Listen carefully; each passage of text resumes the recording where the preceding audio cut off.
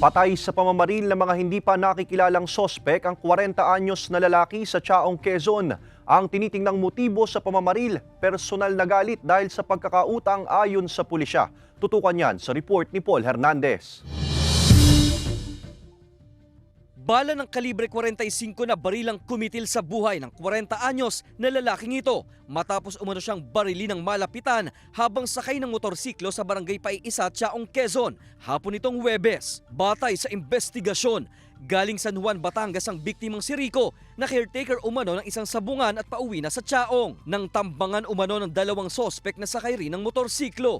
Sa witness namin is parang magkakasama din yan sila dun sa sabungan. Para siguro, yun yung titignan namin. Baka nabangan or inunahan or sinundan after nung nilang magsabog. Personal na galit ang sinisilip na motibo ng mga otoridad sa krimen. Mabilis daw tumakas sa mga sospek matapos ang pananambang.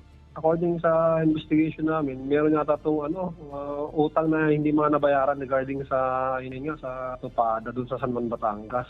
May person of interest na raw ang pulisya sa krimen pero hindi na muna idinitalye pa ang tungkol dito. Sinusubukan pang makipag-ugnayan ng GMA Regional TV Balitang Southern Tagalog sa pamilya ng nasawi para sa kanilang panig.